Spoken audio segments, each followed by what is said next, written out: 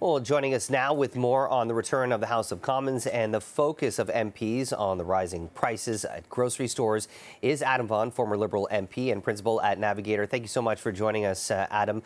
I'm not sure if fireworks is the best word to describe, but no doubt there's going to be some jousting a little bit later today. Before we talk about grocery prices, let's talk about the fact that, the return of Parliament, you have the Liberals who are sinking in the polls. How do you expect the opposition to, I guess, pounce on that, and how are you anticipating the Liberals to react?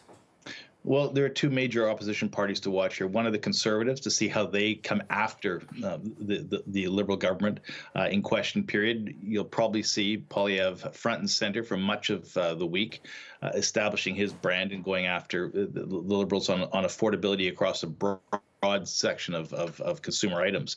The NDP is in a different spot. Their accord with the Liberal Party gives them 2 more years to try to achieve progress on files that they consider important. Pharmacare is outstanding. They speak about housing, but not really through the accord. It'll be interesting to see if they start to speak about housing through the accord. And then there's the whole urban agenda with Olivia Chow now as mayor.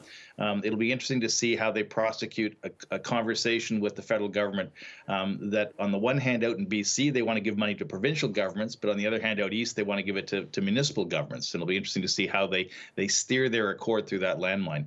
And then at the end of the day, it comes down to whether or not the Liberal government has a new gear for this new session. They've shuffled the cabinet, they've shuffled the parliamentary secretaries, they've added some new policy. Now the question is, can they get some traction on those files? And can Canadians start to see an impact for some of the announcements they've made? Well, let's talk about some of the traction on those files, specifically when it comes to the rising cost of groceries. This is something that has affected Canadians right across the country.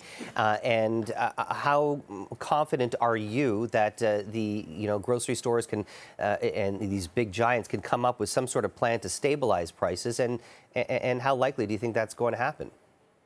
Well, the professor from Dalhousie, I think, is the one to listen to. It's a supply chain issue as much as it's a grocery chain issue. Yes, grocery profits are up.